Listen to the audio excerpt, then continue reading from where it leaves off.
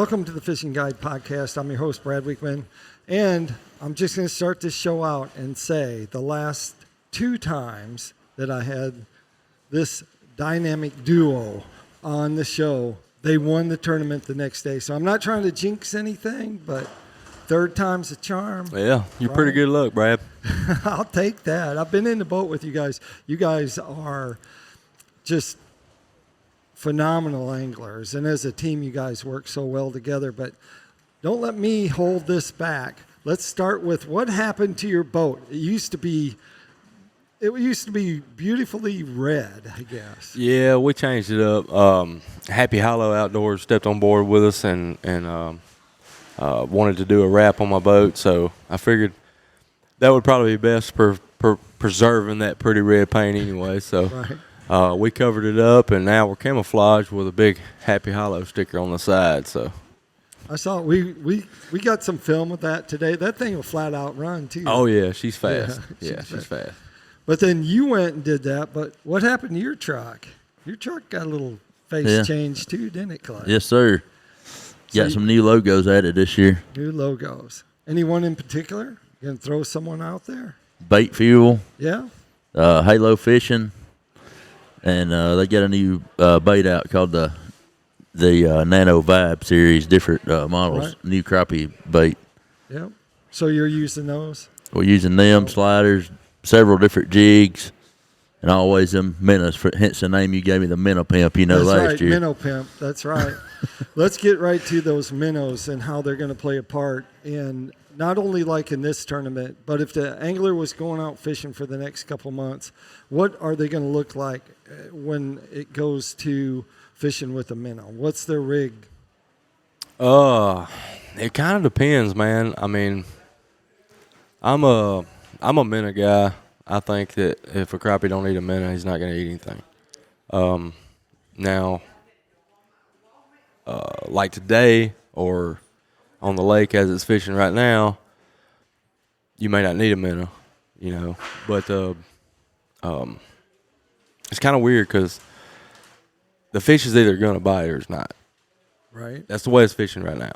I mean, you may only catch 5 fish all day, but he was going to bite whatever got in front of him, Okay. So that's just weird, man. Some of them will knock the crap out of it, and then some of them don't want to touch it. I don't know. It's fishing pretty bad. I don't know if it's a cold or what, but the water was 38 degrees this morning, so that could have something to do with it. A little chilly. Yeah, they're froze. So size-wise, what like are you using like for this tournament and then early in the spring? What size minnow should they be looking at? I think we're going to need some small ones here, but it's all about what lake. Grenada, they need big minnows, bigger fish, but here it's going to have to be something small.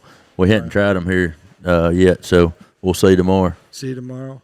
And what's the rig going to be like? The minnow rig hook. What's the terminal tackle going to look like? It's going to be a bobber stopper, tungsten weight, another bobber stopper, and then down about 18 inches, a Guthrie tackle hook with a minnow through the lips. Okay. And to get that all ready, when did you start tying rods? Did you tie them today or did you tie them the day before? Kind of give them an idea of what you do in the background. Last night we got everything together, and we come down here and pre-fished about 4 hours today. So the water temperature's in the 30s, so we're just looking for 5 bites. Right. It was tough out there today. So you're going out there in your guide service, let's say early in the spring, and they're using minnows. What are you telling the people that are going out with you, like setting a hook and things like that? What are the things that you're looking at, and so you're helping that person catch more fish? What are you really looking at? I always tell them that you would probably catch more fish if I blindfolded you. Really? Yes, because you look at that screen and you're going to miss them. Especially until you get the feel for it, Right. As far as setting the hook, 95% of the fish that are missed in my boat is because people did not set the hook. Really? I yank them. I don't powder puff them. I yank them. We got to get them in the boat. I want them to yank until the drag whines. Wow. Yeah, I want them to rip that thing. I want them to try to pull. You need to bring up a set of lips or a fish, All right. one or the other. And so that's the way I roll with that. But I mean, you're gonna learn. Right. I don't expect anybody to ever know, exactly what they're doing whenever they get in a boat, especially if they haven't done it before. It is a learning curve, but the fastest way to learn is to. I feel like I'm a pretty good teacher.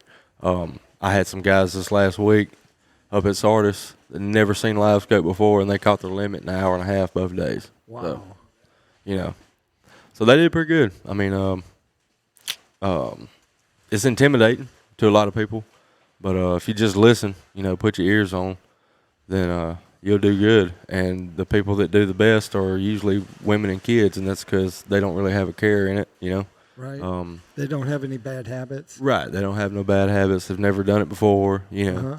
So they listen and they pay attention, typically more than the big prideful men do. Right. So for people that don't know, as a team, when they're crappie fishing, someone usually in this case, JoJo's fishing up in the front, and then Clay's in the back there taking care of things. Tell them how that lays out in a day. Like when, let's just say, after he catches his first fish, then your work really starts, doesn't it? Yeah, and sometimes he'll have 3 or 4 back here flopping around. And I've got to try to catch up with them. Like you was in the boat on Poverty Point. I was bleeding like I've been in a fight or something. But that all goes with, then you weigh them. Tell us, go through the steps of. So the first one he catches, we weigh it, put it on lock the weight in, put a coil tag on it, a fin clip on the bottom where it'll sit down and not be floating, so it'll stay alive. And then we got to do that for 5 times when you get your best 5, and then you want to usually keep an extra one or 2, and then it's just the culling process from there. Right. And so hopefully culling happens tomorrow. If we're culling fish, I think we got a pretty good shot of winning this thing. Right. And so tell people, we talked about live scope just for a second. Tell them about live scoping. Tell them about the look of what a crappie, looks like, and how do you know that crappie's going to bite? Okay. So it's hard to explain. To me, it's very hard to explain. I can show you better than I can tell you, but it's just I've seen so many of them. I've looked at the behavior so much. I know what a crappie acts like. I know what a big crappie acts like. Heck, that guy trip I took, my boat was getting wrapped, so I wasn't in my boat, and I was with somebody else's boat, and they had a 22-inch screen with a 34 transducer. Right. Something that's way out of my jurisdiction, So I had to go back through and relearn his screen, Right. But I knew how a crappie acted. I knew the behavior behind a crappie. I knew the behavior behind a big crappie. So on his screen, all the fish looked the same. We caught a 288 was the big fish. Yeah. And we caught 12 inchers, There was no difference in the size of that 12-inch fish on that screen as there was that 288, but I could tell the behavior of the fish, Right. Up and down off the bottom, the way he was sitting on the bottom, the way he reacted to the jig right before he bit, just little things like that you pick up on. So also, I've heard stories of crappie in Grenada as they turn and face. Mm-hmm. Tell us a little bit about that, because that's like, say, I remember you like Oklahoma and places like that where I know we went to Eufaula in Oklahoma, and I watched these guys catch them, and they caught them. They're like 1.8, 1.87 or something. You guys had it down to the 100/10ths of it, but those fish were different compared to as that angle is. Yeah. So Eufaula's a different animal, man. I feel like those fish starve to death. So because every one of them bites. But Grenada, yeah, they do. Or up there at my lakes, I love it whenever it's muddy. The fish get right up on top of the water, and you can literally see them. When they see your jig, they get up under it, like directly up under the jig and looking straight up at it. And once they start cocking like that, you better take the safety off, because it's going to happen. Wow. Yeah, they're going to thump it. So as you're in the back, but beside them or with the net, what's usually your conversation with JoJo? Is it, hey, do you need a cookie or anything like that? Or do you get up there and do you really like? We fish together so much now. I usually don't have to ask him. I can tell if he's running low on Marlboro Reds. I can tell if he needs a Red Bull. As far as talking about the fish, no, I'm just ready with a net. Yeah. So what do you talk about in the boat? Just out of curiosity. Really, nothing much. Unless you're in there and we talk, Oh. Yeah, we're focused, completely zoned in and on it, And Clay, I don't hear a lot out of him other than he'll ask me a few times, Right. if I need something or something like that, if I want something to drink, if I've been up there for a while and he knows that I haven't had anything to drink, because I lose track because I'm completely focused. That joker goes all day, never eats nothing. I won't say how he does. I'd be fell out back there. You can't tell it by looking at me, but I don't eat much. Yeah, that's about right though.